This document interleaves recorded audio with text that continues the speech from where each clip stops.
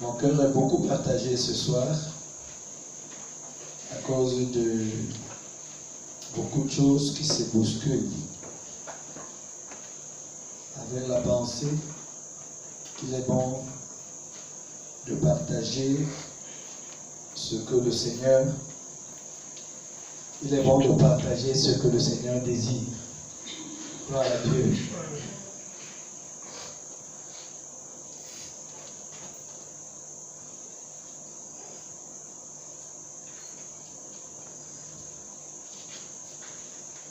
Je ne sais pas, avant que je ne dise ce que je peux dire en quelques mots, quelques temps, si quelqu'un a un fardeau, qu'on partage un certain sujet dans la parole de Dieu,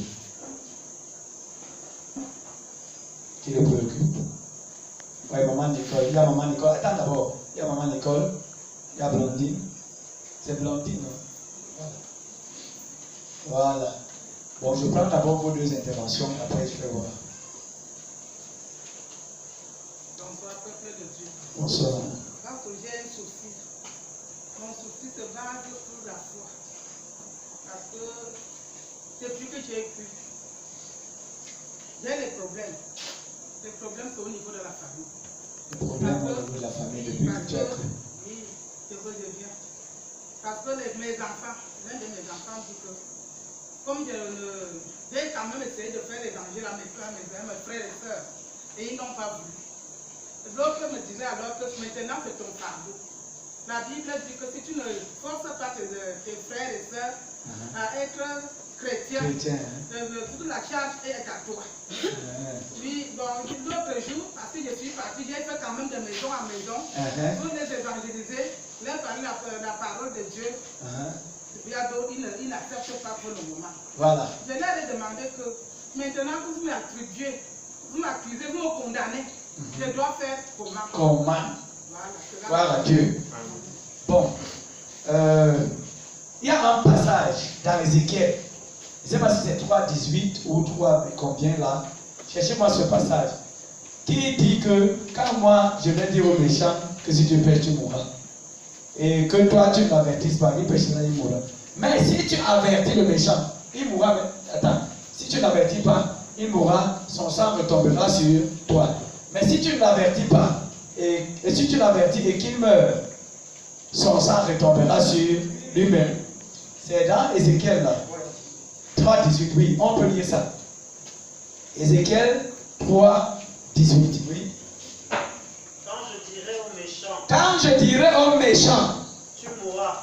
Tu mourras. Si tu ne l'avertis pas, si tu ne l'avertis pas, si tu ne parles pas pour détourner le méchant de sa mauvaise voie, si tu ne parles pas pour détourner le méchant de sa mauvaise voie, pour lui sauver la vie, ce méchant mourra. Le méchant mourra dans son iniquité, dans son péché.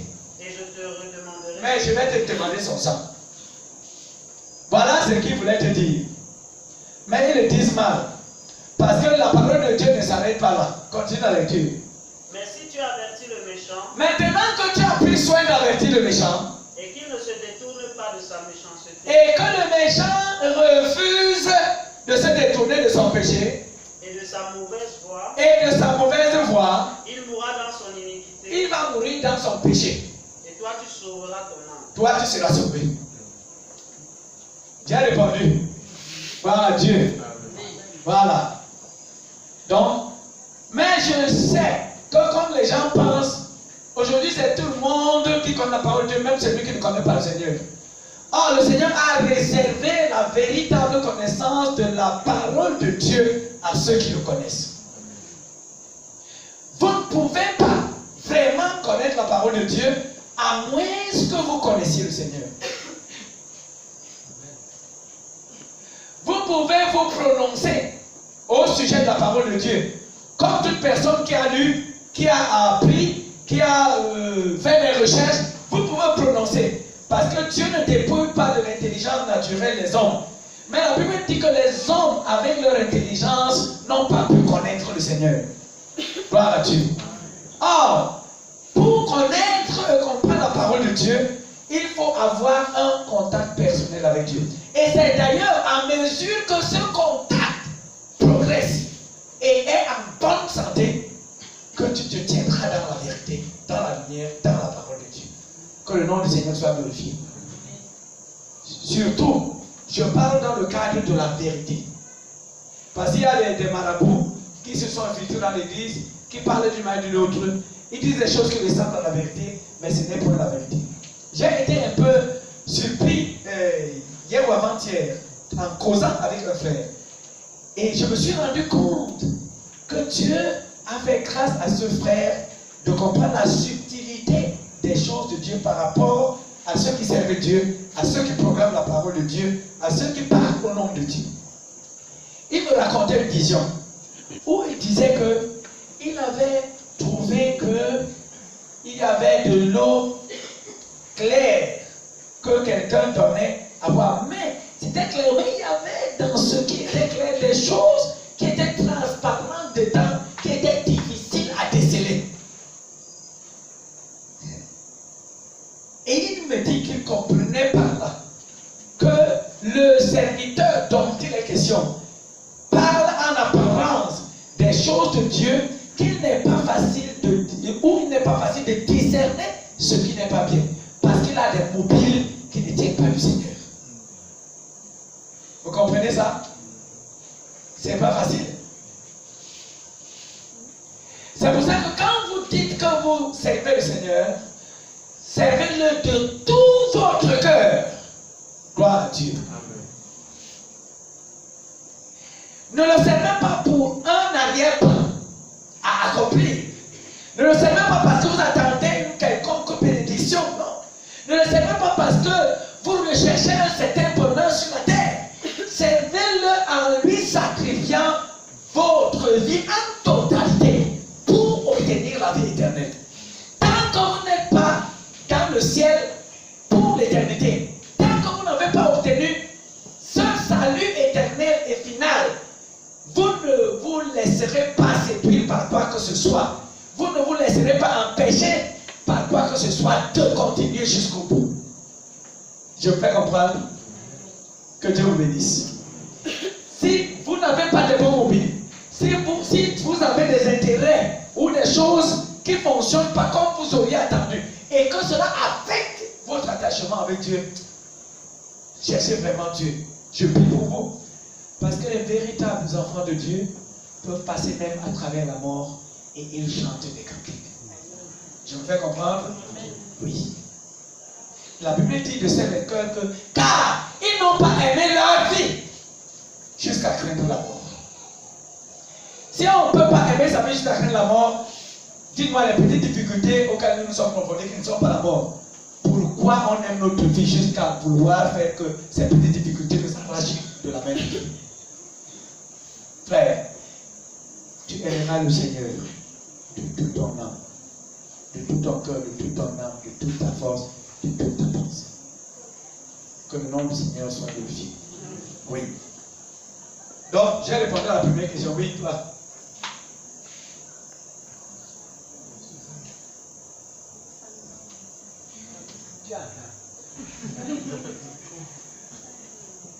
Les gens qui meurent actuellement, est-ce que ceux qui doivent aller en enfer, ils ont le Seigneur Jésus disait à ses disciples, gardez-vous du levain des pharisiens. Écoutez bien ce que je dis. Et ses disciples ont commencé à raisonner au sujet du pain et des choses. Il a dit que vous aussi êtes sans intelligence. Il leur parlait de leur enseignement. Parce que beaucoup de gens s'élèvent aujourd'hui. Ils montrent que eux, ils retiennent que la Bible, ce que la Bible écrit. Ils réfléchissent, ils raisonnent autour de la Bible. Ils réfléchissent autour de l'enfer et du ciel. Ils réfléchissent sur les époques et tout. Mais quand tu regardes leur vie, leur âme, tu te rends compte qu'ils sont des adversaires de Dieu. Maintenant, ils peuvent te réciter tous les passages de la Bible tu ne peux pas imaginer.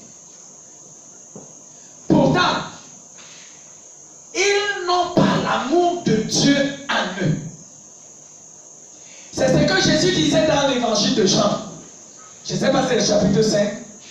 Il disait que vous sondez les Écritures. Vous croyez avoir la vie en elle. C'est elle qui parle de moi. Et vous ne voulez pas venir à moi pour avoir la vie. Gloire à Dieu. Il est bon de se préoccuper de la vie de Dieu qu'on doit avoir, plutôt que des complications qui existent dans la Bible. Il y a bien de complications qui existent dans la Bible qui sont même au-delà de notre entendement, et c'est une chose que Dieu ne nous donnera pas la possibilité de comprendre pendant que nous sommes sur la terre. Gloire à Dieu. Amen. La Bible dit que l'essentiel, c'est d'être une nouvelle créature. L'essentiel, c'est d'avoir une communion au port fixe avec Dieu. L'essentiel, c'est d'être agréable à Dieu. Dans ce passage de Luc 16, il y a là l'essentiel. L'essentiel, c'est que pendant qu'on quitte la terre et qu'on quitte par la mort, il y a deux destinations. L'une des destinations, c'est la bénédiction. L'autre, c'est le repos et le bonheur. Gloire à Dieu. C'est le plus important. On se comprend? Amen. Gloire à Dieu. Dès que tu es à ce niveau, tu peux déjà commencer à faire bien clairement le choix. Sachant que le choix dépend de notre décision de maintenant. Gloire à Dieu.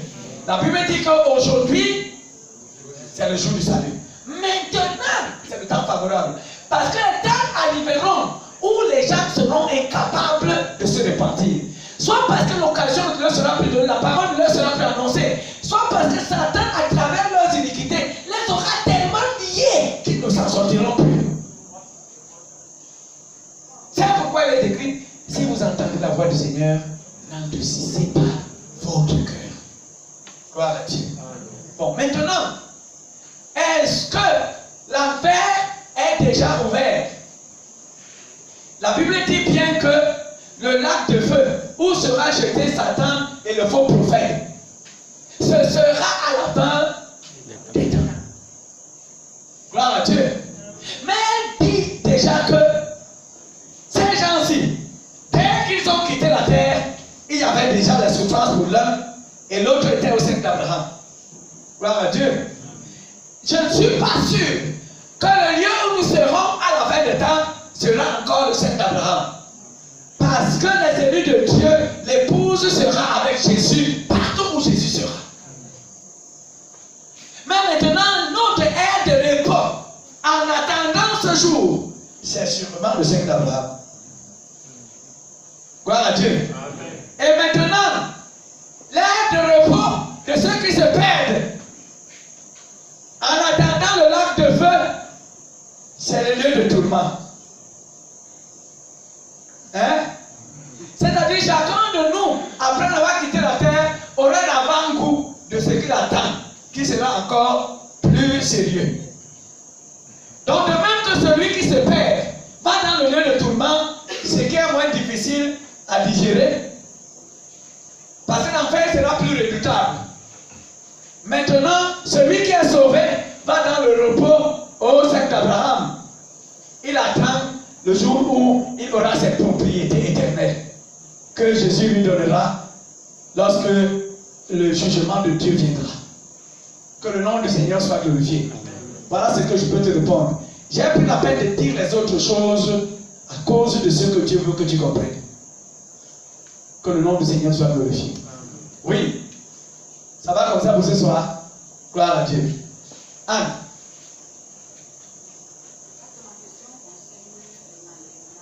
Ah, l'enlèvement. La Bible nous dit que le Saint-Esprit est ici pour l'Église, pour fortifier l'Église. Oui. Maintenant, lorsque l'Église sera enlevée avec Christ, avec son Oui. ceux qui vont rester, ceux qui vont subir la grande tribulation, est-ce que le Saint-Esprit sera encore là? Mais on dit que le Saint-Esprit est là encore parce que l'église est là. Mais l'église ne sera plus. Qu'est-ce que le Saint-Esprit fait sur la terre quand l'église n'est pas là? Le Saint-Esprit est donné pour l'église, pour ceux qui croiront. N'est-ce pas, non? En aussi grand nombre que le Seigneur notre Dieu les rappellera. Mais lorsque le Seigneur les enlève, qu'est-ce que le Saint-Esprit fait encore sur la terre? Parce que tu vas me dire qu'il y a d'autres qui ont cru, mais qui étaient, c'est leur affaire. Gloire à Dieu. C'est pour ça que ceux qui ont enseigné cela, ont dit que quand les saints seront enlevés, parce que si Jésus vient maintenant, selon 1 Thessaloniciens, c'est 4, à partir du verset 13, maintenant, la trompette va sonner, les morts en Christ vont ressusciter, et nous qui sommes vivants, tous avec les morts en Christ seront chargés, nous serons emportés dans les airs à la rencontre du Seigneur. Nous serons toujours avec le Seigneur. Ce qui va rester se passer, c'est qu'il y aura là 3 ans et demi de persécution. Les 3 ans et demi, les premiers 3 ans et demi de persécution seront contre ceux qui nageaient avec le pied dans l'eau. Je ne sais pas comment on dit ça. C'est-à-dire qu'en même temps tu étais chrétien, en même temps tu étais un hypocrite, en même temps tu vivais, tu avais une vie secrète qui n'était pas pour la gloire de Dieu. Tu ne peux pas être enlevé dans ces conditions-là. Et tu resteras donc, et toi tu vas rater l'enlèvement. Et tous ceux qui méprisent la parole de Dieu, et tous ceux qui négligent les rassemblements des saints, et tous ceux qui n'ont pas la flamme de Dieu, ne vivent pas en vainqueur en permanence, ils vont rester sur la terre. Et il leur restera 3 années et demie de vie. Ces 3 années et demie serviront à collecter l'identité de tous ceux qui vivent et qui invoquaient ce Jésus-là, qui a fait disparaître les gens. On les forcera à porter la marque sur le front ou sur la main. Je ne sais pas si la Bible dit la main droite. La Bible dit que la main droite, la marque de la bête. Ils vont être obligés de forcer ça, ou bien on va les tuer. Personne n'échappera. On tuera tout le monde. Parce qu'il se lèvera sur cette terre une organisation mondiale qui va être dirigée par un être humain qui sera l'incarnation de Satan comme Jésus a été l'incarnation de Dieu. Et qui va ordonner que tous les habitants de la terre soient recensés et que chacun porte la marque de la bête. Or, Dieu a dit que dès que quelqu'un porte ça, la destination de cette personne c'est l'enfer. Donc si Jésus vient maintenant, la trompette est sonnée, les saints sont enlevés, vous restez. Préférez la mort à porter cette marque sur la main droite, sur le revers de la main droite ou alors sur le front. Préférez qu'on vous tue. Mais comme Satan sait que le but n'est pas de vous tuer, parce que s'il vous tue rapidement, sans que vous ne portiez la marque, à cause de votre foi en Jésus, vous serez sauvés. Son but c'est de vous amener à renoncer à la foi pour être condamné et aller en enfer. Ça veut dire qu'on ne trouvera pas quelqu'un qu'on obédit si elle s'est amusée pendant 7 ans et qu'elle est restée et qu'elle ne peut pas être enlevée parce qu'elle avait la colère ou elle a murmuré contre ses frères ou bien elle avait beaucoup de choses. Elle est restée là à rater l'enlèvement. Pour maintenant venir faire qu'elle porte la marque, elle ne veut pas parce qu'elle connaît. Elle sait que la parole de Dieu dit qu'il ne faut pas porter ça parce que dès que tu portes ça, tu es destiné à en faire. Elle résiste donc. On ne va pas tout de suite tirer sur elle pour qu'elle tombe afin que les autres comprennent.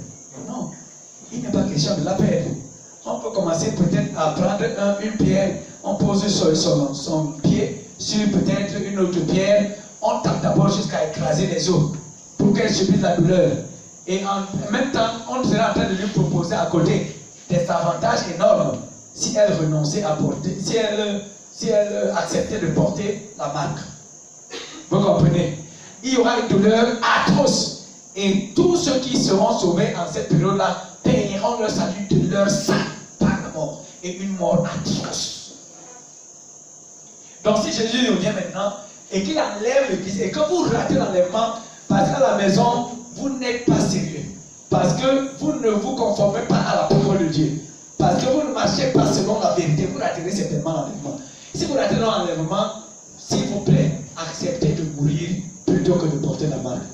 Parce que c'est la dernière chance que Dieu vous donne pour être sauvé. Mais vous souffrirez cruellement. Personne ne mourra précocement. Tous ceux qui mourront à cette époque-là mourront par la main de l'homme. Au nom du Seigneur. Vous comprenez un peu. Donc on pourra prendre quelqu'un, comme vous avez vu sur un film, on met la matière au feu qui rougit, on passe d'abord sur tes yeux. Et les yeux explosent. Et on te demande si tu veux encore aller avec Jésus. Vous comprenez ça? Et on fait ça aux yeux de tous les autres afin qu'ils apprennent à ne pas rejeter la proposition qu'on leur fait. Qui est d'ailleurs une proposition normale parce que ce sera rendu dans le monde que les gens ont été enlevés. Ils n'avaient pas la marque, on pouvait les identifier, on pouvait les retrouver. Maintenant, pour sécuriser les habitants de la terre, il faut que chacun ait quand même une marque. Pour que même si les extraterrestres vous enlèvent, qu'on puisse vous repérer et vous retrouver. Tout le monde sur la terre trouvera que c'est normal, c'est la sécurité. Comment vous trouvez que ce n'est pas la sécurité? Donc vous êtes des rebelles. Vous comprenez? Vous avez dit que la parole de Dieu dit que ceci, cela, on vous dira caca. Il y aura un nouvel ordre mondial. Donc, si vous ratez l'enlèvement, ne portez pas la marque. Et si vous portez la marque, vous êtes perdu pour toujours. Mais si vous résistez et que vous ne voulez pas porter la marque, on vous tuera à petit feu. Jusqu'à ce que chacun de vous répète pourquoi il n'a pas été sérieux au temps où le Seigneur n'avait pas encore enlevé l'Église. Et puis ceux qui mourront dans cette condition, eux aussi seront sauvés. Que le nom du Seigneur soit glorifié. Donc il y aura comme ça 3 ans et demi pour la persécution de ceux qui ont cru en Jésus et qui se sont amusés avec la foi. Maintenant, les 3 autres années et demie, avant que Jésus ne revienne encore sur la montagne de Sion, seront consacrées à la persécution d'Israël. Voilà. Parce qu'on persécutera véritablement Israël. Puisque les premières 3 années et demie, le nouveau gouvernement mondial fera alliance avec Israël. Le culte d'Israël reprendra avec les sacrifices des animaux et tout cela. On aura l'impression que les choses vont bien. Mais quand les 3 années et demie vont finir, celui qui sera le chef ira s'asseoir au temple d'Israël et dire que c'est lui qui est Dieu. On doit l'adorer maintenant. C'est là où Israël va dire que nous avons un seul Dieu, c'est Elohim. Et les choses difficiles vont commencer pour eux. Gloire à Dieu. Jusqu'au niveau où on dit que toutes les armées de la terre vont encercler Israël pour effacer Israël de la carte de la terre. En ce temps-là, donc, Jésus paraîtra pour sauver les siens. Amen.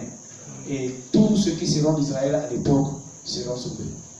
Que le nom du Seigneur soit glorifié. Donc voilà, à peu près. Tu disais quoi donc? Quelle était ta question? Le Saint-Esprit. Ok, le Saint-Esprit ne sera plus sur la terre. Parce que l'œuvre du Saint-Esprit sera terminée. Gloire à Dieu. Le Saint-Esprit sera à nous préparer pour le retour de Jésus, à nous préparer pour la sainteté, à nous instruire, à nous enseigner, à nous préparer. Maintenant, à nous fortifier dans ces temps-ci. Mais à l'époque où cela arrivera, seule ta détermination te donnera le salut. C'est maintenant le temps de la grâce. Et le temps de la grâce sera passé dans ce moment-là. Que le nom du Seigneur soit glorifié. C'est le résumé que je peux faire de ce sujet. Oui. Oui, parlant donc d'Israël. Ah, c'est ce que tu voulais dire avant. Oui. L'apôtre Paul a dit Israël selon la chair, dans ses propos. Oui. Et j'aimerais comprendre cette expression, Israël selon la chair. Israël selon la chair, c'est-à-dire les descendants de Jacob. Il y a un Israël selon l'esprit. Israël selon la chair, c'est les descendants de Jacob. Mais le peuple de Dieu en général s'identifie à Israël. Parce que quand on parle d'Israël, on dit le peuple de Dieu, n'est-ce pas? Voilà. Et le peuple de Dieu n'est pas forcément les descendants d'Israël selon la chair. C'est l'ensemble de tous ceux qui croient en Dieu et qui espèrent en lui. En vérité. Gloire à Dieu. Et ils peuvent se réclamer d'Israël de Dieu. Mais quand on parle d'Israël selon la chair, c'est pour distinguer Israël, les descendants de Jacob, des autres peuples qui craignent l'Éternel, de l'Église. Ou alors de l'Église. Disons ça comme ça. Comme tu expliques maintenant, c'est une question de montagne. Oui. Ça veut dire que les Israélites ne porteront pas la marque. Ou alors ils peuvent porter. Le problème ne sera pas encore tourné vers Israël. Parce qu'Israël aura son temps. Dieu a fait les choses pour qu'il y ait un temps pour Israël. C'est pour ça que je crois que dans Romains, on disait ici l'autre jour, quand la Bible dit que c'est quand la totalité des païens sera sauvée, quand tous les païens seront sauvés, qu'il n'y aura plus un autre païen à sauver. Alors maintenant, à nouveau, Dieu tournera sa face vers Israël et sauvera tout le reste d'Israël. Ça veut dire que jusqu'à ce que ce moment arrive de la persécution, Dieu préservera Israël d'être sous la contrainte quelconque. Gloire à Dieu. Oui. C'est Dieu qui a fixé les choses comme ça. Sinon, si Israël les gens portent la marque, même les gens d'Israël, tous seront perdus. la persécution sera tournée vers ceux qui ont cru en Jésus-Christ d'abord. Parce que c'est leur Jésus qui est venu enlever les gens partout. Et on voudra d'abord régler le problème, de peur que cette affaire se répète et que les puissances du monde perdent encore d'autres personnes inutilement. Oui. Je me fais comprendre, non?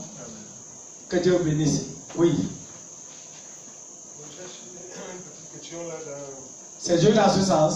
Non, pas dans... Oui. Je voudrais bien qu'on abandonne ce sens. Oui. Je voudrais un peu éclaircissement un peu 1 Jean 5, le verset 6. Et c'est lui, Jésus, qui est venu avec l'eau et le sang. Non avec l'eau seulement, mais avec l'eau et avec le sang. Oui. Et c'est l'esprit qui rend témoignage parce que l'esprit est la vérité. Oui. Car il y a trois qui rendent témoignage, l'esprit, l'eau et le sang, les trois qui l'accord.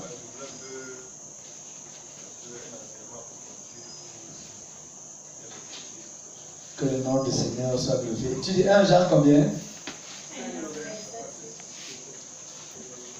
1 Jean 5, le verset 6. Il faut qu'on lise pour cela plusieurs versions. C'est lui Jésus qui est venu avec l'eau et du sang. Non avec l'eau seulement, mais avec l'eau et avec le sang. Et c'est l'Esprit qui rend témoignage. Parce que l'Esprit est la vérité. 7. Car il y en a trois qui rendent témoignage. L'Esprit, l'eau et le sang. Et les trois sont d'accord.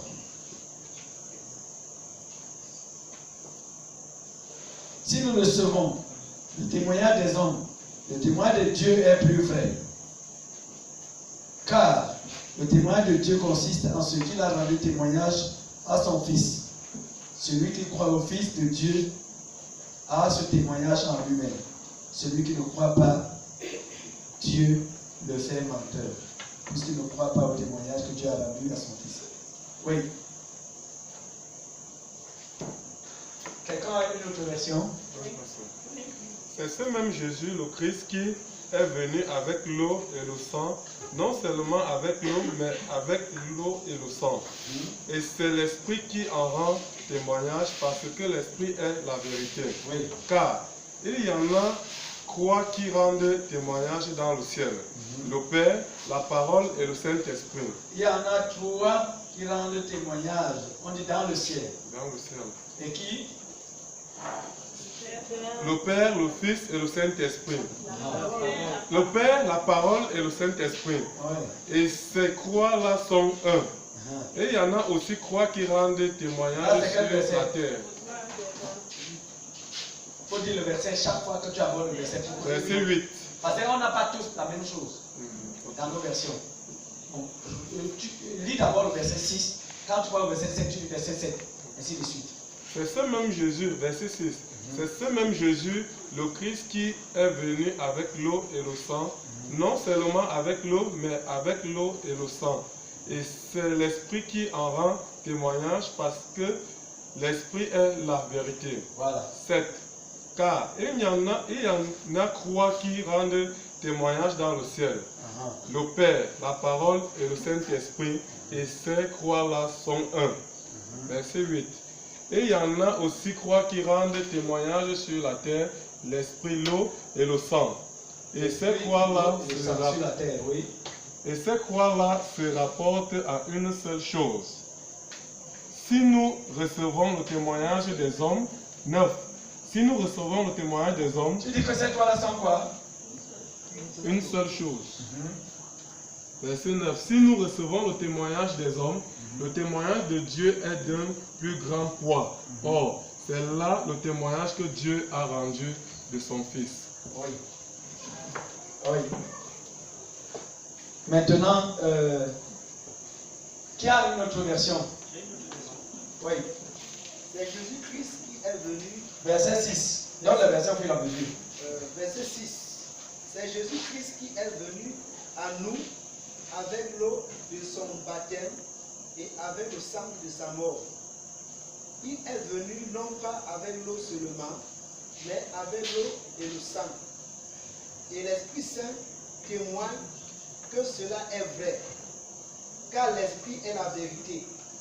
Verset 7. Il y a donc 3 témoins, l'Esprit Saint, l'eau et le sang. Et tous les 3 sont d'accord. Verset 9. Nous acceptons le témoignage des hommes. Or, le témoignage de Dieu a bien plus de poids. Lis un peu le verset 8, le verset 7.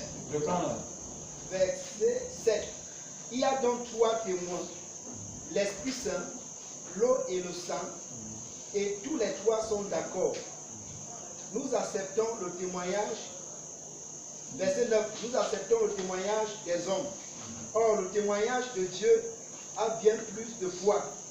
Et il s'agit du témoignage qu'il a rendu au sujet de son Fils. Ça va? Tu veux aller un peu plus loin. Qui d'autre a un autre? Oui. Verset 6. Oui. Jésus-Christ, c'est lui qui est venu avec l'eau et le sang. C'est lui qui est venu avec l'eau et le sang. Il est venu non pas avec l'eau seulement, mais avec l'eau et aussi avec le sang. Oui. L'Esprit de Dieu est témoin que cela est vrai. En effet, l'Esprit de Dieu est la vérité. Verset 7. Il y a 3 témoins. Verset 8. L'Esprit, l'eau et le sang. Et les 3 sont d'accord. Verset 9. Quand des êtres humains... Non. Bon. Comment vous comprenez cela? Qui peut chercher à nous donner quelques explications? Ça nous dépasse tous. Comment toi tu comprenais ça? Avant de poser la question. Ou bien tu ne comprends rien du tout? Je comprenais juste que je sais que l'eau c'est la parole de vie, la parole de Dieu. Pour le sang c'est sa mort, puisqu'il est venu sur terre pour nous racheter. L'esprit de Dieu. Quand on dit les 3 sont d'accord, je ne sais pas comment on a fait ça. Mais comment le sang rend-il témoignage?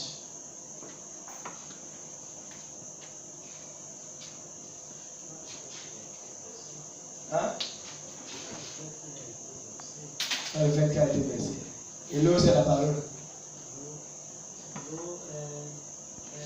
Et l'eau n'a pas été versée. C'est ça que dit, c'est pour ça que je demande est-ce que l'eau n'a pas été versée? L'eau aussi a été versée. Mais l'eau est l'image aussi en dehors de la parole de Dieu, l'eau est l'image aussi de cette possibilité qui a été accordée à l'homme de changer d'état par le baptême. Le baptême de la repentance. Et le sang nous permet le sang nous purifie de toutes nos iniquités. Et l'Esprit de Dieu nous permet de nous conduire dans la vérité de Dieu, de marcher dans la vérité de Dieu, de marcher dans la stabilité de Dieu. Amen.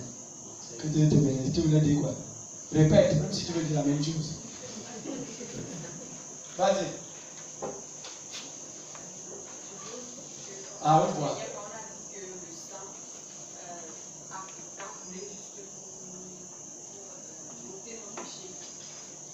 Tu entends là-bas? Non.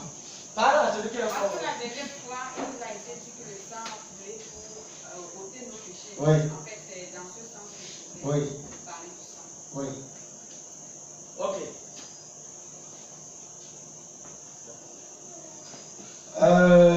Qu'est-ce que je veux dire?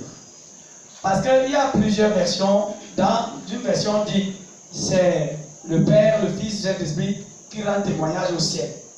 Et que sur la terre, c'est l'Esprit, la parole et le sang. Vous avez vu ça? Quelqu'un a lu ça tout à l'heure, non? Oui. Le Père, la parole et le Saint-Esprit rendent témoignage au ciel. Sur la terre, l'Esprit, l'eau et le sang. Attends, au ciel, qu'est-ce qui rend témoignage? Le Père, la parole et le Saint-Esprit. Voilà. Voilà. Mais sur la terre, c'est l'Esprit, l'eau et le sang. Quelle est la version que nous devons retenir?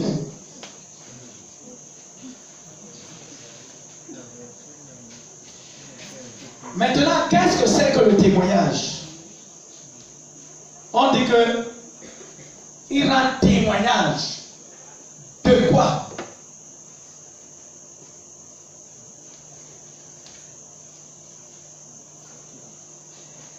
Le témoignage, quel est le but du témoignage?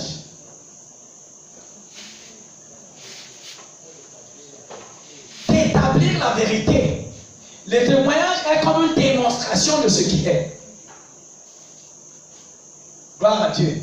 Et quand on dit que l'eau, je prends ce qui est sur la terre, hein, laissons d'abord le ciel.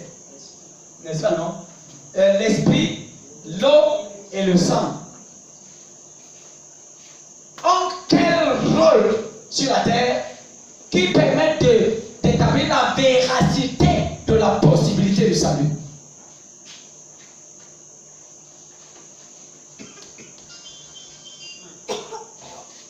Oui. L'esprit a le rôle de convaincre du péché. De convaincre le péché. Parce que Jésus est venu à cause d'une chose, à cause du péché. Afin de rendre les hommes à Dieu étant devenus purs, sanctifiés, ayant retrouvé leur première nature. Gloire à Dieu. Et pour cela, il faut une opération du témoignage de Dieu qui rend effective l'œuvre de Dieu parmi les hommes qui croient. Gloire à Dieu. Maintenant, on dit que l'Esprit de Dieu rend témoignage afin que les gens soient convaincus.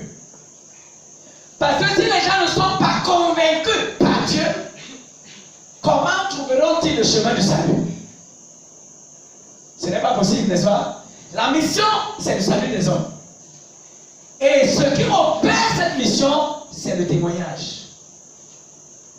Gloire à Dieu. Parce que c'est le témoignage qui fait que les choses de Dieu soient démontrées comme étant établies, comme étant réelles, comme étant effectives. Maintenant, l'esprit, on commence par l'esprit qui rend témoin. Maintenant, l'eau et le sang. Sur l'eau, il y a beaucoup de choses que les gens peuvent dire. Un jour, Jésus disait à ses disciples que déjà vous êtes purs à cause de la parole que vous avez entendue. La parole a la faculté de purifier les cœurs lorsqu'on l'entend. Gloire à Dieu. Maintenant, le sang, nous avons dit ça ici, non pas dans la grande assemblée, dans le secteur, que le sang a pour rôle de laver les péchés commis. Gloire à Dieu. Le sang a pour rôle de laver les péchés commis. Je vais revenir sur l'eau après. Donc, si tu n'es pas lavé de tes péchés et que tes péchés demeurent, tu demeures encore désagréable à Dieu.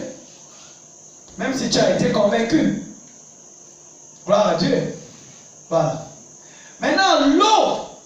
Le problème le plus important est au niveau de l'eau.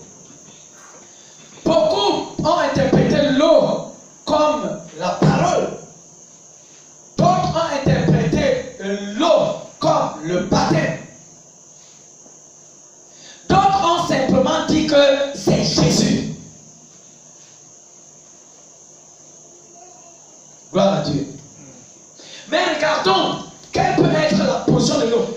Parce que s'il faut regarder sur le plan physique des choses, on voit que le Saint-Esprit est réel. On voit également que quand on a percé le côté de Jésus, l'eau est sortie. Parce qu'on dit que c'est Jésus qui est venu avec les trois. C'est lui qui a donné l'esprit. C'est lui qui est venu et on a percé, l'eau est sortie. On a parti, le sang a coulé aussi. Gloire à Jésus. Là, c'est sur le plan matériel. Mais l'eau n'était pas sortie aussi gratuitement.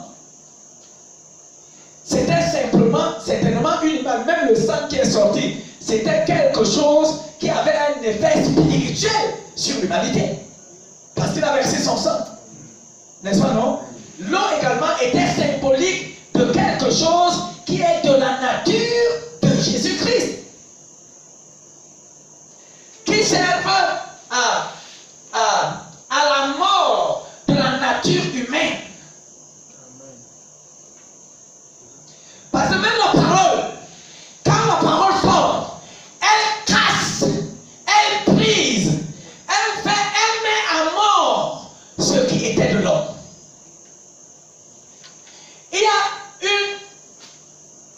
un enchevêtrement, ou un mélange de ressemblance entre la parole et l'eau. Et la personne de la nature de Jésus. Gloire à Jésus. Voilà.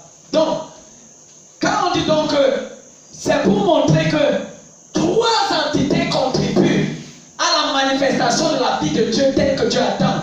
Et la Bible dit que ces trois entités rendent témoignage. Il y a l'Esprit de Dieu qui rend témoignage. Il y a le sang de Jésus qui rend témoignage. Il y a l'eau qui rend témoignage. Si on prend ça même dans le cadre du baptême, la Bible dit que celui qui croira et qui sera baptisé sera sauvé. La Bible dit que le baptême n'est pas la purification des souillures. C'est-à-dire quoi? C'est-à-dire ce n'est pas comme quand tu as été rempli de poussière, tu t'as pas te laver. Quand tu te laves, on dit que tu te purifies des souillures. Les souillures, c'est la saleté. Ce n'est pas l'iniquité. Gloire à Dieu. Il faut très bien comprendre l'expression de la parole de Dieu à ce temps-là. Et ce que la Bible appelle les souillures là, c'est la saleté, la poussière, ce que nous pouvons rencontrer dehors qui peut nous donner quelque saleté qu'on peut laver avec le savon. Et la Bible dit que cette eau du baptême n'est pas donc un bain. N'est-ce pas? Un lavement. N'est-ce pas, non? Voilà. Mais cette eau est d'une bonne conscience envers Dieu qui maintenant fait comment? Nous sauve. L'eau du baptême contribue au salut. Amen. Gloire à Dieu. La parole de Dieu, d'ailleurs, à travers l'eau du baptême, on démontre que l'ancienne personne est morte. Est morte, n'est-ce pas, non? Et que c'est une nouvelle personne maintenant par la résurrection. C'est pour ça qu'il dit qu'il y a une similitude entre l'eau en tant que parole, puisque l'effet de la parole, c'est de briser même le rocher. N'est-ce pas, non? Voilà. C'est de changer des mentalités, changer des personnes. Jésus même, en offrant son corps à la croix, la Bible dit que c'est pour le péché qu'il est mort. On ne dit pas pour les péchés. Gloire à Dieu. Voilà. On dit que c'est pour le péché qu'il est mort. C'est-à-dire la nature du péché. Afin que par sa mort, l'homme naturel mourut aussi.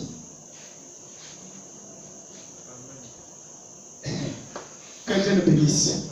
Gloire à Dieu. Et c'est cette œuvre de la mort que même la parole opère pour qu'il y ait apparition de l'homme nouveau en nous. On peut parler dans ce sens du témoignage de la parole. La parole nous circoncit. La parole évacue. La Bible dit que fait mourir les membres qui sont terrestres. C'est par la parole, par l'attachement à la parole de Dieu que cela arrive. Je me fais comprendre? Voilà. Donc quand on parle de l'eau, moi je ne peux pas me cantonner sur un aspect. Bon, si on parle de l'aspect physique, n'est-ce pas quand on a percé Jésus, l'eau est sortie? Oui. N'est-ce pas quand on l'a frappé, le sang est sorti? N'est-ce pas il a donné le Saint-Esprit? Ça peut devenir simple comme ça. Gloire à Dieu. Mais il s'agit du témoignage en vue du salut de l'homme. Pour la perfection du salut. Et cela est opéré et par le Saint-Esprit. Et par la parole de Dieu ou l'eau, que ce soit même l'eau du baptême, lorsque c'est un engagement d'une bonne conscience envers Dieu, et par le sang de Jésus qui a été versé pour la purification de tous nos nombreux péchés. Gloire à Dieu. Lui-même, il est mort pour le péché, mais il a versé son sang pour les péchés. Gloire à Dieu. Nous ne sommes pas pécheurs à cause des péchés, nous sommes pécheurs à cause du péché. C'est à cause du péché que nous commettons les péchés. Je peux comprendre? Parce que le péché est dans la nature de l'homme. J'avais posé cette question une fois à certaines personnes. Je leur ai dit que qu'est-ce qu'un pécheur? Chacun me disait que c'est celui qui commet le péché, d'autres c'est celui qui manque, d'autres c'est celui qui commet adultère, d'autres c'est celui qui fait ceci. Chacun me donnait sa signification.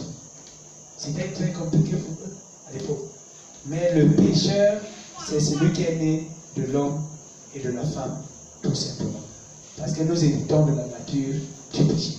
Et celui qui est né de l'homme et de la femme a besoin que cette nature soit détruite, soit mise à mort. Gloire à Jésus-Christ.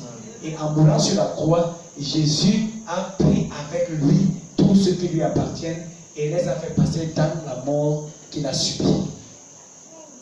Ils ont été jugés avec lui. C'est le mystère de Dieu. Et c'est ce que nous découvrons, c'est dont nous découvrons les richesses maintenant quand nous sommes devenus enfants de Dieu. C'est-à-dire quand toi tu deviens enfant de Dieu, tu bénéficies de cette mort-là. Parce que toi-même tu étais déjà mort avec Jésus. Tu me fais comprendre? Tu ne crois pas au hasard. Dieu te connaît avant ta naissance. Amen. Et te connaissant avant la naissance, il avait déjà opéré ce qu'il faut pour que tu sois sauvé. Que le nom du Seigneur soit glorifié. Donc c'est tout ce que je peux dire à mon niveau par rapport à cette parole. Et quand on dit donc qu'il y a trois au ciel, quel est le témoignage? Le Père, le Fils, le Père, la parole et le Saint-Esprit. Vous savez que Jésus est appelé aussi la parole, n'est-ce pas? Voilà. Donc,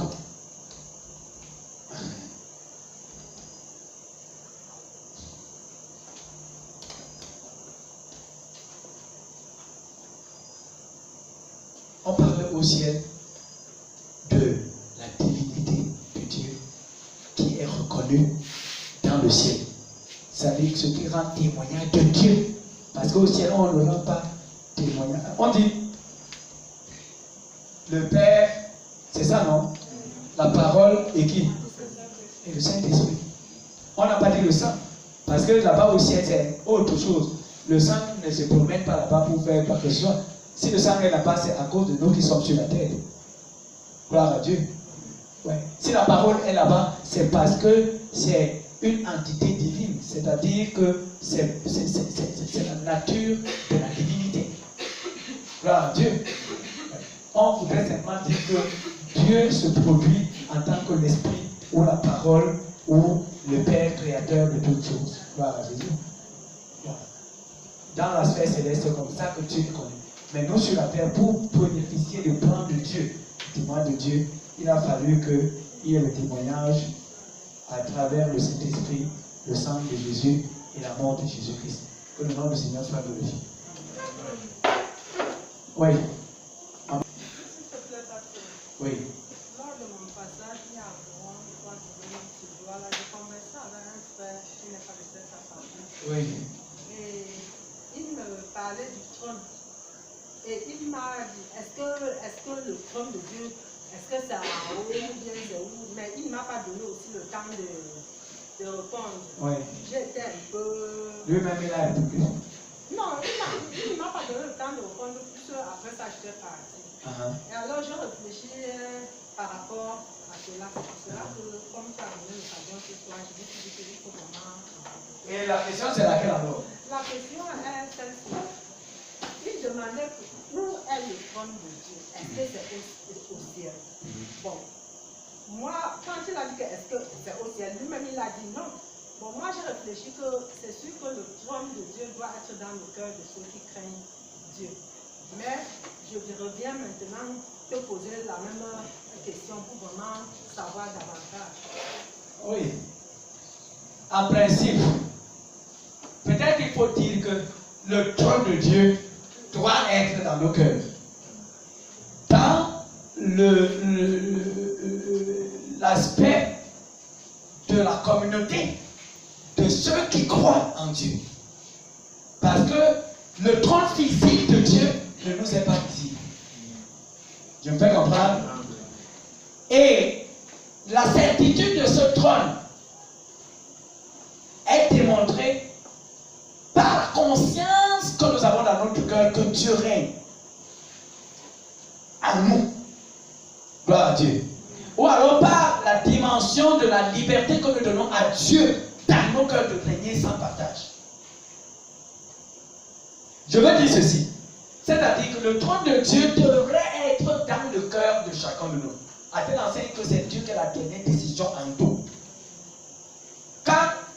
tes voix ou ta pensée ou ton comportement s'oppose à la façon de Dieu, au principe de Dieu, aux règles de Dieu, tu dois céder. Gloire à Dieu. Pendant que je parlais aujourd'hui, je passais à la réunion de ce soir, le Seigneur me rappelait qu'il y a certaines personnes dans l'église. Et j'étais étonné de voir cet aspect des choses. Certaines personnes dans l'église sont capables, quand tu leur dis même la foi de Dieu comme ça, ils disent qu'ils sont dans l'église, mais ils disent que non, moi je ne vais pas faire ça. Et le Seigneur me faisait comprendre ce qu'il me faisait comprendre à l'égard de ce genre de personnes. Normalement, quand on a cru en Dieu, on ne peut plus résister à la chose de Dieu devenue claire. Parce qu'on n'a pas cette force. Comment ça peut se passer? Quand sachant que voilà la volonté de Dieu, et toi tu fais le contraire. Par résistance. Voilà Dieu. Il y en a qui font ce que Dieu ne veut pas. Par séduction, par la chair. C'est une autre dimension. Mais la dimension de la résistance doit être là dans la maison de Dieu. Je me fais comprendre? Devrait être là. Ça veut dire que quand vous vous asseyez, on dit que voici la parole de Dieu, ce que déclare. Faites ceci, faites comme ça. Et que toi tu dis que non, moi je ne fais pas ça. Soit ton œuvre de salut n'est pas arrivée, soit tu n'es pas de Dieu. Voilà Jésus. Que le nom du Seigneur soit glorifié. Parce qu'un enfant de Dieu doit avoir le trône de Dieu sur son cœur. Que le nom du Seigneur soit glorifié. Et pour nous qui créons Dieu, la Bible dit que ceux dont la parole de Dieu fait trembler le cœur. La parole de Dieu fait trembler les cœurs de ceux qui craignent Dieu. Ça fait couler les larmes. Et voilà la suite de cette affaire, quand ce que je vous parle là. Quand on était donc devant le Seigneur, et le Seigneur nous montrait donc que quand on se trouve devant les véritables enfants de Dieu, qui avaient peut-être des projets, qui avaient peut-être des attitudes, qui avaient peut-être des comportements, qui se heurtent maintenant clairement à la parole de Dieu ou à la volonté de Dieu devant eux, leur réaction, c'est généralement les larmes et la soumission. Les larmes, parce qu'on allait à un élan. Mais Dieu s'interpose. On ne peut pas continuer. Les larmes coulent, les larmes coulent, parce qu'on ne peut pas vaincre Dieu. Gloire à Dieu. On ne peut pas défier Dieu. Et après les larmes, on se souvient. À peu près comme je vous ai parlé d'une dame une fois ici, qui avait des problèmes avec son mari. N'est-ce pas, non? Elle avait décidé de ne pas pardonner son mari. Parce que son mari était coupable. Et elle avait raison. Sur toute la ligne, quand on pouvait écouter. Quand elle a parlé, écoutez ça. J'ai lu donc Éphésiens 4, 32. Pardonnez-vous les uns les autres, comme Dieu vous a pardonné en Jésus-Christ. J'ai commencé à expliquer. Quand j'ai fini de parler, elle est restée tranquille. Les larmes ont commencé à couler. J'ai laissé que les larmes coulent. Et les larmes ont coulé abondamment. Après, elle se ressentit. Elle est sur mes yeux. Elle dit, pasteur, j'ai compris. Je vais faire ce que tu veux. À partir du jour où je lui pardonne. Et quand tu viendras chez moi, tu te rendras compte que les choses ne sont plus pareilles. Gloire à Dieu. Mais imaginez-vous qu'après que j'ai dit tout cela, qu'elle dit que je m'en fous. Moi, je ne peux pas. Moi, je ne peux pas. Je l'ai aussi compris. Gloire à Dieu. Ne soyez pas des gens qui peuvent dire, connaissant la volonté de Dieu, que je ne peux pas pour résister à la voix du Seigneur. Que le Seigneur bénisse son peuple. Amen. Je ne vais plus parler de ce que je vais vous parler, mais je vais dire une chose. Sachez mettre votre confiance en Dieu. Gloire à Dieu. Les temps peuvent être mauvais maintenant. Les souffrances peuvent avoir lieu maintenant. Les faiblesses peuvent même avoir lieu maintenant. La misère, le manquement peuvent avoir lieu maintenant. Mais celui qui tourne son regard vers le Seigneur est rayonnant de joie. Amen. Gloire à Dieu. Amen. Dieu qui vous sortira de tous les troubles, quels qu'ils soient. Je voulais vous citer au départ l'exemple de quelques personnes dans la parole de Dieu. Des personnes coupables, mais que Dieu met en mission autour d'autres personnes parce que le projet de Dieu doit être accompli. Il comprend l'avantage de ces personnes qui étaient coupables. Dont Dieu enlève le péché et guérit le mal. Comme par exemple dans Zacharie, au sujet de Josué et des Zorobabel. Vous pourrez dire, ça commence à Zacharie, je crois 3, et vous finirez à Zacharie 4 pour comprendre ce que je dis. À un moment donné, Dieu dit même que ce n'est ni par force, ni par le pouvoir, mais par mon esprit. Quand vous entendez parler de force, de pouvoir, cela vous paraît éloquent en matière de mouvement, de manifestation extérieure, n'est-ce pas? Mais quand il s'agit de l'Esprit de Dieu, ce n'est pas toujours forcément cela. Mais ce qui prouve que c'est Dieu, c'est que parfaitement Dieu amènera à bout ce qu'il a décidé. Que le nom du Seigneur soit glorifié. Soyez pleins de courage, soyez pleins de force, soyez pleins de détermination. Mais surtout, servez le Seigneur avec zèle et engagement. Et que rien ne vous détourne de la volonté de Dieu. Maintenant, il y a un autre aspect dans la parole de Dieu, l'aspect des serviteurs de Dieu comme Daniel. Et là, il y avait deux aspects dont je voulais parler. L'aspect de Daniel, quand on regarde, on peut trouver la culpabilité chez lui pour avoir raison de lui et le renverser. On cherche, dans sa vie on le voit lui, on cherche comme il était un fonctionnaire, un haut fonctionnaire d'ailleurs, on peut dire un homme du gouvernement. Gloire à Dieu. Mais il était un enfant de Dieu. On a cherché que Daniel, c'est sûr qu'on a mis même son téléphone sur écoute. Je voulais dire, ça c'est une image, n'est-ce pas? Parce qu'il n'y avait pas de téléphone à l'époque, n'est-ce pas? Voilà. On a mis même son téléphone sur écoute. On a passé au téléphone ces messages de WhatsApp. Je vais comprendre. On a examiné tout ce qu'il fait. On n'a rien trouvé. Gloire à Dieu. Qu'il y ait la possibilité d'avoir des enfants de Dieu qui marchent dans l'intégrité, la droiture absolue. Comme Dieu pouvait dire à Nathanaël, voici un Israélite dans le cœur duquel il n'y a point de fraude. Ah, que Dieu nous donne de cœur, de cœur au milieu de son peuple. Et si jusqu'à présent, le cœur est de ces gens, ce soir, tu peux demander à Dieu de te rendre compte. Seigneur, rends mon cœur comme celui de Nathanaël. Par le passé, j'étais sujet à des faiblesses à tel ou à tel autre niveau. Mais à partir de ce soir, je voudrais que quand tu me regardes, que tu vois Nathanaël à moi. Nathanaël à moi. Nathanaël veut dire que celui que Dieu a donné. Gloire à Dieu. Celui que Dieu a donné. Qui reflète tous les aspects que Dieu veut voir en son enfant. Il n'y avait pas de faute en Daniel. Mais on a dit que bon, pour faire quelque chose, si ce n'est pas dans la loi de son Dieu qu'on va trouver quelque chose à faire, on ne l'aura jamais. On est allé à l'Assemblée nationale, ou alors on est allé, les grands militaires ont compris que voici comment Dieu fonctionne avec Daniel. On a donc décidé de créer une loi qui va s'opposer au fonctionnement de Dieu avec Daniel.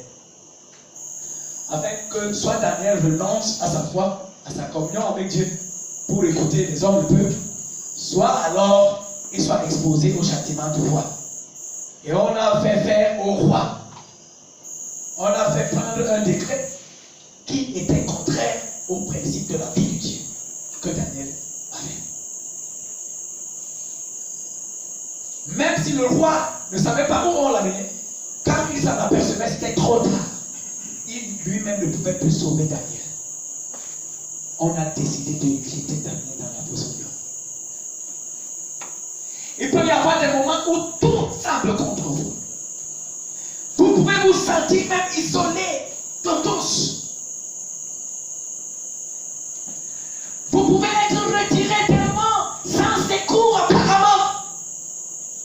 Mais Jésus a dit à ses disciples, vous partirez tous et vous me laisserez seul. Non pas que je sois seul, car le Père qui m'a envoyé est comment? Toujours avec moi. Et Jésus a dit à ses disciples, voici, je suis avec vous tous les jours jusqu'à la fin du monde. Les paroles de Jésus sont dignes de confiance. Le problème, c'est que dans la situation, il faut pouvoir tourner réellement, je dis réellement à gros caractère, son cœur, sa face vers Dieu qui va nous apporter son secours. Dieu est le secours qui ne manque point dans la détresse, dit la parole de Dieu. Alors Daniel s'était retrouvé seul. Même ceux qui pouvaient penser le soutenir l'enfonçaient davantage. Parce que le roi voulait le sauver. Il a cherché de toutes les manières. Mais les ennemis, les démons, les sorciers et tous les gens qui avaient empoisonné l'entourage de Daniel pensaient que même le roi qui voulait le sauver était celui qui devait venir mettre le cachet de sa mort. Le problème entre Daniel, le problème de Daniel n'était pas entre lui et le roi, malgré le sceau. Il faut savoir où sont nos véritables problèmes. Parfois, nous confondons la cible. Nous ignorons les vrais ennemis. Et nous nous mêlons les pieds à tort et à travers. Si vous auriez été à la place du roi, vous auriez souhaité que le roi abrogeât le décret, ce qui n'était pas permis. Et le roi devait rester légal.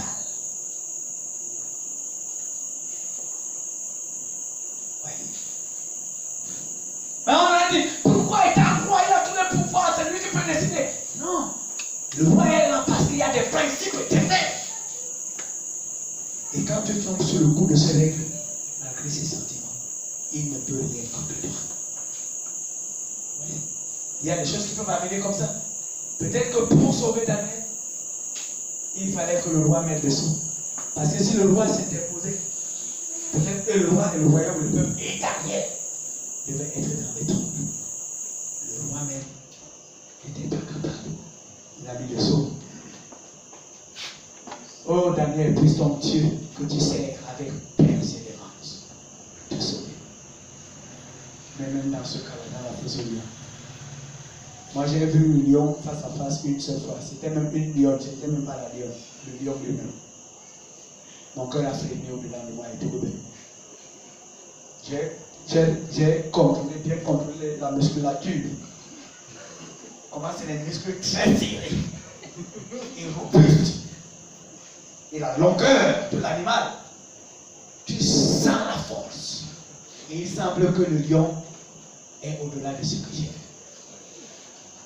Et quand vous êtes dans une fosse où il y a des lions, pas un seul. Vous allez même dire que vous avez un épreuve maintenant qui est très important. Je suis sûr que si on prenait quelqu'un parmi nous ici pour le jeter dans la fosse au lion, la première réaction de son cœur, c'est qu'il voudra faire pitié pour que quelqu'un vienne le sauver. Et il remarquera ceux qui, sur leur visage, il n'aura pas pu lire la pitié le concernant. Il les remarquera. Parce qu'il voudra le secours. Mais Daniel est entré sans rien dire dans la fosse au lion. Il est entré. À l'instant, je crois que Daniel lui-même avait oublié sa vie entre les mains du Seigneur. Par la foi. Si votre vie ne quitte pas votre contrôle pour être sous le contrôle de Dieu, il vous faut encore le chemin dans la main du Seigneur.